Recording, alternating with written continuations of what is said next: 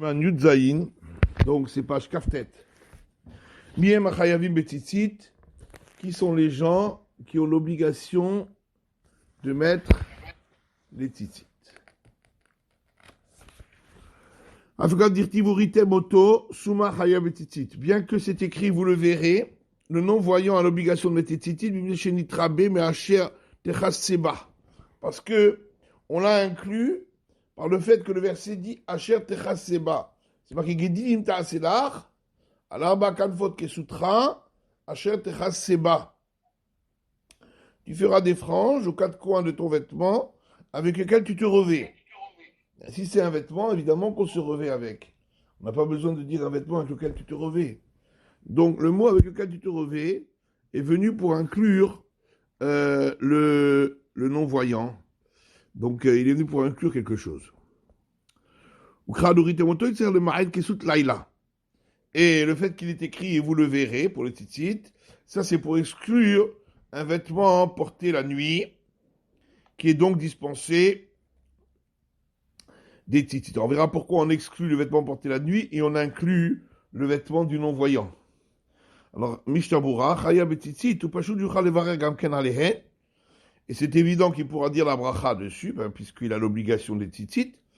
Ach, chez Yivdok Otan Mitrila, par contre, il doit quand même les vérifier avant. Soit en les tâtant, soit il demandera à quelqu'un de les vérifier pour lui. Donc on exclut le vêtement de nuit.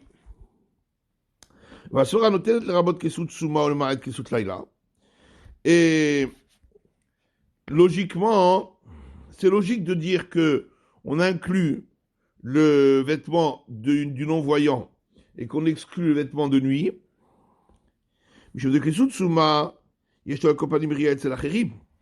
Parce que le vêtement du non-voyant, il est visible, les tzitzit sont visibles pour d'autres. Avec Soutla, il a une obéria et alors que le vêtement de nuit, comme il fait nuit, donc personne ne le voit, les tzitzit. Donc c'est pour ça qu'on a préféré, on a considéré que s'il y a un vêtement qu'on doit exclure ici, Baorit et Moto, c'est le vêtement de nuit.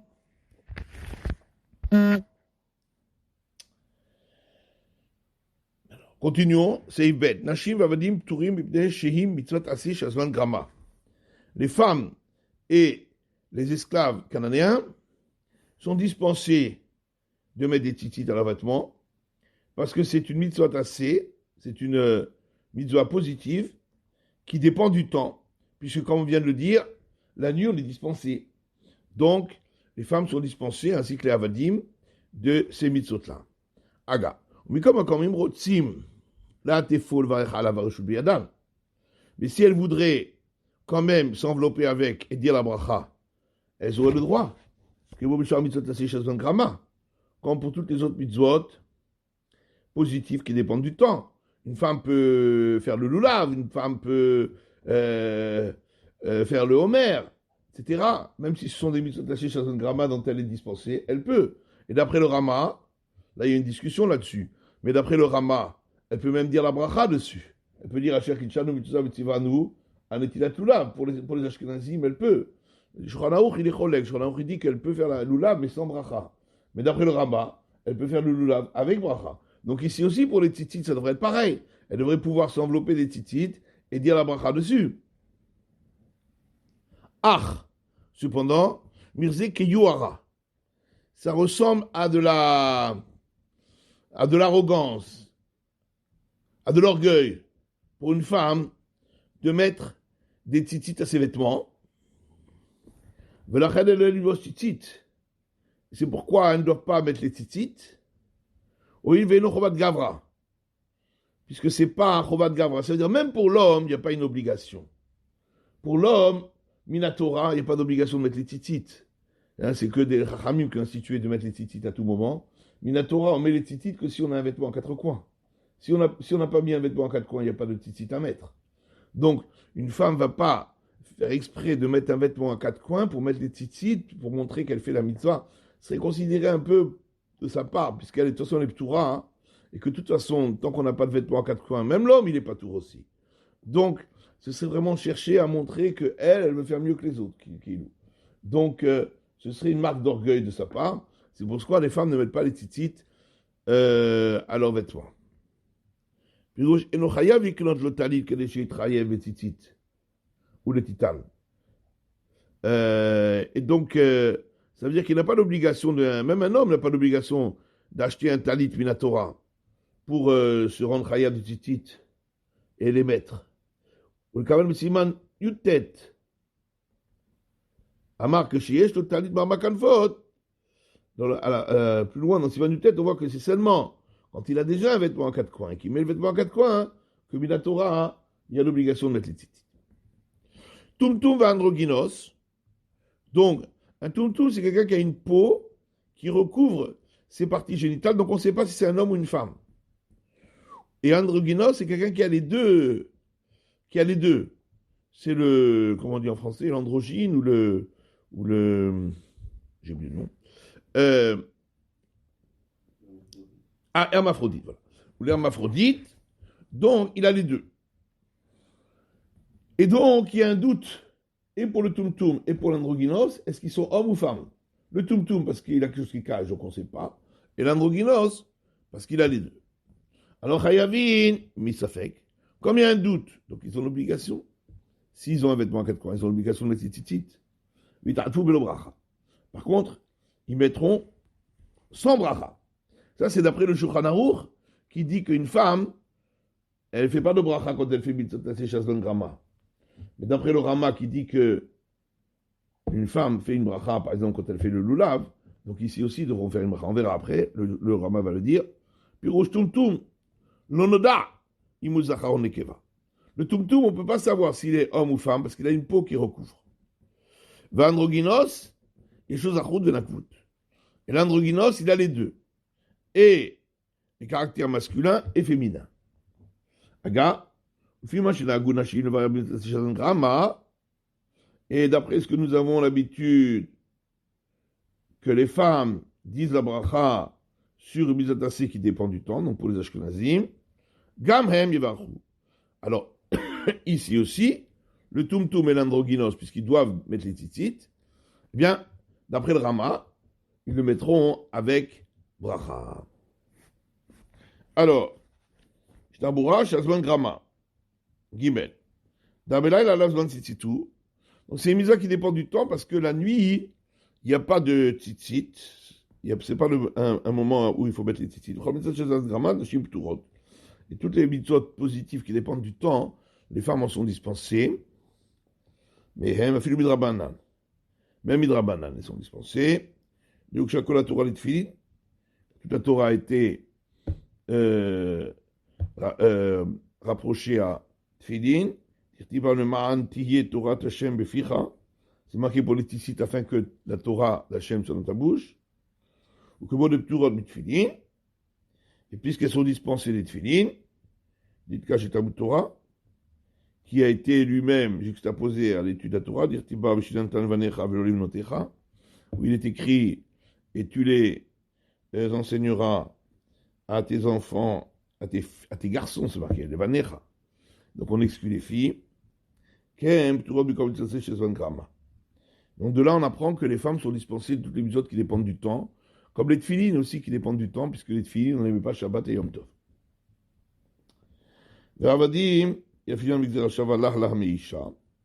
Et pour les esclaves, on apprend par une Shava, c'est marqué là pour l'esclave, comme pour la femme, c'est marqué aussi là. Donc, le même terme, on le retrouve chez les deux. Donc, on apprend que les avadim aussi sont dispensés des mitzvot assez positives qui dépendent du temps. Et comme ça, chez Yisab Torah, Gam Ha'eved Patur. Toute mitzvah dont la femme est dispensée, le Ha'eved Knani, l'esclave cananéen, est dispensé également. Et donc, normalement, si elle voulait, dit le Rama, elle devrait pouvoir s'envelopper et même dire la bracha, puisque le Rama dit qu'on dit une bracha sur une mitzvah shazon grama. Dans Michel Metsuve Vosé, puisque même celui qui n'a pas l'obligation, mais il fait quand même la mitzvah, il a une récompense. Hein? Enodomé, Metsue Vose, Min Shelomé, Metsue Vose. Il n'a pas la récompense comme celui qui a l'obligation. Mais il a une récompense quand même. Et elles peuvent dire Vetsivanu. Il nous a ordonné, dans le sens où il nous a ordonné indirectement. Il a ordonné aux hommes, puisque les hommes ont reçu l'ordre, donc nous on a aussi une mitzvah qu'on peut accomplir, qu'on n'a pas l'obligation mais qu'on peut accomplir. Donc c'est pour ça le Rama dit que les femmes peuvent dire la bracha quand elles font une mitzvah attachée sur un grama, comme le lulav. Et le Chovat Gavra. Mais les tzitzit, c'est différent, parce qu'elles ne sont pas une obligation sur l'homme. C'est seulement lorsqu'il a mis un vêtement en quatre coins qu'il a l'obligation. Ce n'est pas une obligation simple, comme le lulav. Le lulav, il a l'obligation d'avoir un lulav et de faire la mitzvah. Ce n'est pas s'il a un lulav, alors il fait la mitzvah. C'est une obligation, une vraie obligation. Dans Michel Baiser Metaret, là-bas, Mevachot Anashim Alulav, de quelqu'un m'attaché sur un grama.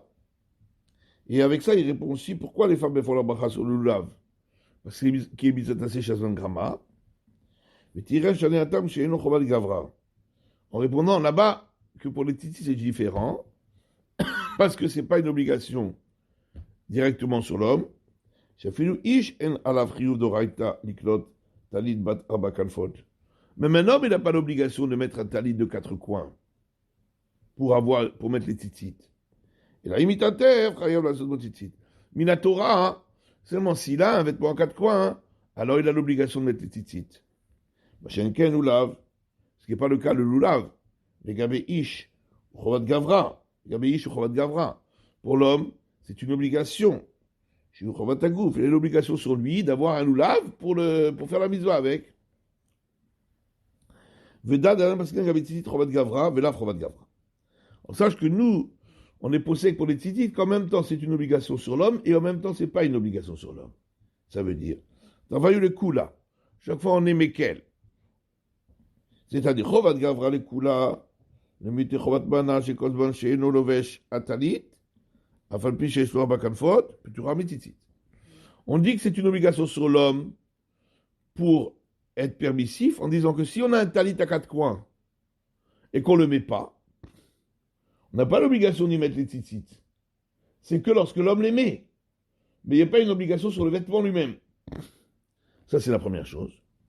Mais là, Chovat Gavra, et on dit aussi que ce n'est pas une obligation sur l'homme. Il n'a pas une obligation de par la Torah d'acheter un talit pour avoir des tzitzit. Minatora, c'est seulement s'il a un talit et qu'il le met, c'est là qu'il a l'obligation de mettre les tzitzit. Donc là, on dit que c'est pas Chovat Gavra, c'est une obligation sur le talit. Chayavim Isafek. On a dit que le Tumtum et l'Androgynos, eux, ils ont un chiyuv, mais dans le doute. Le Safek, Torah, le Chumra. Parce que quand il y a un Safek sur une obligation de la Torah, on va à le Chumra. On va dans le sens de l'obligation V'chankata Bet Yosef, comme ça écrit le Bet Yosef. D'abord,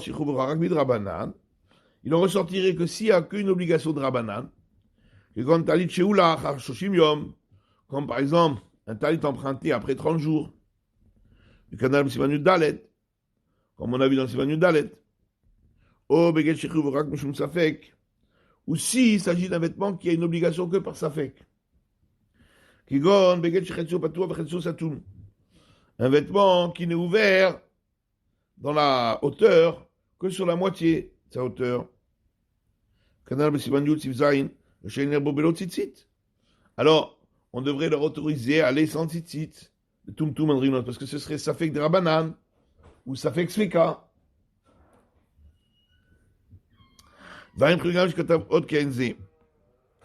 Et le Pri Megadim aussi écrit un petit peu quelque chose qui ressemble. Voulai, yesh l'armim cholze, ne maritaïn, qui dit Tesham le sifret. Et peut-être qu'il faut quand même être mahmir, à cause de maritaïn, parce que les gens vont voir qu'il a un vêtement en quatre coins, qu'il ne met pas les tzitzit. Donc, ce serait quand même mieux de les mettre.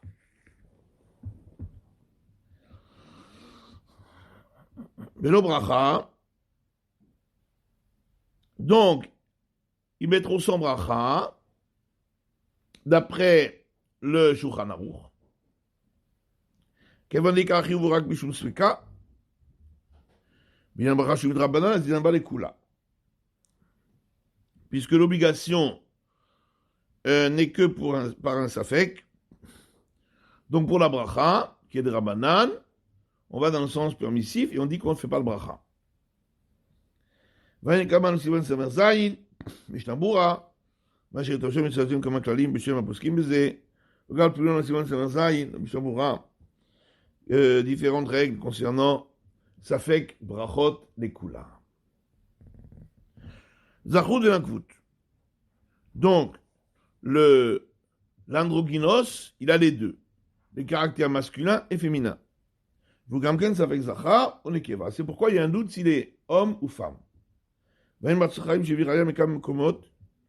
Le Hatzot HaChaim m'a ramené une preuve de beaucoup d'endroits. C'est parce qu'il n'en ken la halacha. Que c'est comme ça le psak halacha. De Begeder Safek. Qu'il a un digne de Safek, qui a un doute sur lui. S'il est homme ou femme. On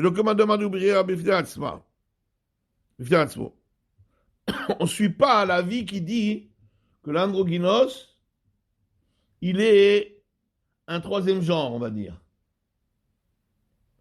On considère qu'il y a un doute sur lui. Est-ce qu'il est genre masculin ou genre féminin?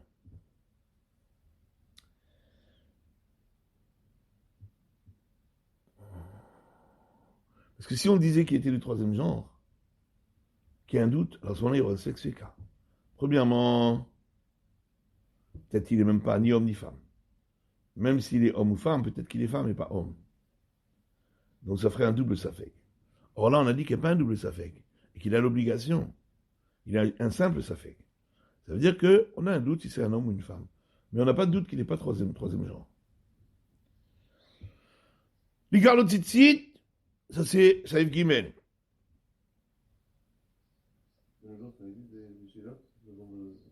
J'ai jamais vu. Maintenant, ça porte un nom, hermaphrodite. Est-ce que de nos jours on connaît? Peut-être. Et peut-être que ça existe. Peut-être que ça existe. J'ai jamais vu moi poser question androgynos de nos jours. C'est très rare en tout cas. C'est un peu, il y a aussi des frères siamois, des choses comme ça. C'est des cas hyper rares.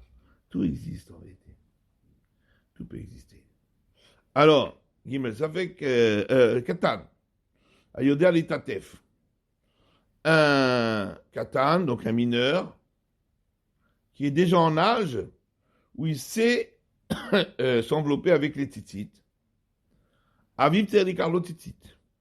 Son père a l'obligation de lui acheter des titites, les Khancho, pour l'habituer à cette mitzvah. Aga, Davka, Shiodé la top shri tzitzit, le fanav ou shem lachara. Comment s'il sait s'envelopper en mettant 2 tzitzit à l'avant et 2 à l'arrière. Viodé a les chos tzitzit biado b'shat kriyat shema, et qu'il sache prendre les tzitzit dans sa main au moment de kriyat shema. S'il est arrivé à cet âge-là, alors on a l'obligation de l'éduquer à avoir des tzitzit. Mishabura, dit Carlo Tzitzit, Pirouchi Carlo Beget chez Rabba Kanfot, donc de lui acheter un vêtement de 4 coins, ou la tilbo Tzitzit, et y mettre les Tzitzit que des Khancho be mitzvot, pour l'éduquer à la mitzvah. Mishio Talito, Ketab Primegadim, Besiman Tetzayin, ou Bederech HaChaim, Shiu Kedele Tate Borosho Berubo Shelo. Et quelle doit être la mesure du talit pour qu'il y ait les Tzitzit? Alors le Primegadim a écrit, ainsi que le Der Chachaim, que il doit être suffisamment grand pour pouvoir s'envelopper sa tête à lui et son corps à lui.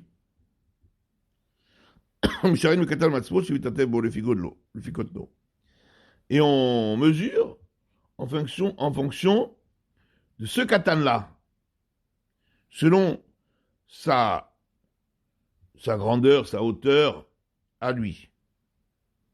S'il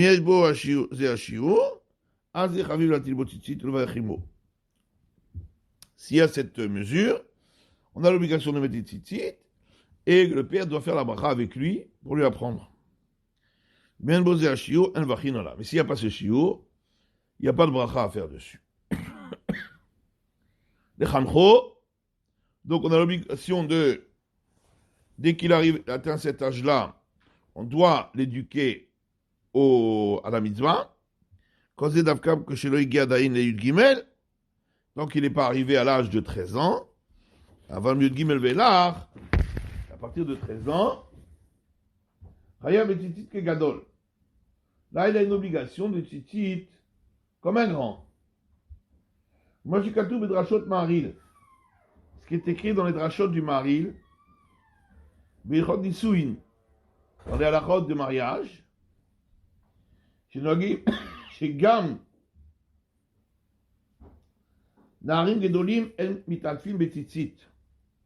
On a l'habitude que même les grands garçons, les jeunes hommes, les adolescents, ne mettent pas de tzitzit al shenosim lahem nashim, jusqu'à ce qu'ils se marient. C'est un problème akra, et on a trouvé un appui dans un verset. Gedilin ta'aselach, c'est marqué, tu mettras des franges à tes vêtements, donc c'est la mise à des tzitzit. C'est mirle ki kachishisha. Juste après, c'est écrit lorsqu'un homme se mariera avec une femme. Hudavab tamoa, dit ça c'est étonnant. Ça veut dire que jusqu'à ce qu'il se marie, il ne mettra pas de tzitzit. Très étonnant. Il y en a qui disent que le mari, il ne veut pas dire qu'il ne met pas de tzitzit du tout. Il parle du talit gadol. C'est que souvent, dans beaucoup de communautés, ceux qui ne sont pas mariés ne mettent pas un talit gadol. C'est ça qu'il parle ici. Il tatev et tzitzit, ça veut dire le talit gadol. Mais on ne parle pas du talit katan. Le talit katan, ils ont l'obligation de mettre. Que le mari, il parle du talit gadol. Mais lui, le Mishabura, il a compris que le mari, il parle et du talit gadol et du talit katan. Alors il s'est étonné, il dit, c'est étonnant, on va que jusqu'au mariage, il ne mettra pas de tzitzit du tout. Alors, bon, voilà comment, généralement, on répond à cette question. Ok. Bokatov. Bokatov. Chodesh Tov.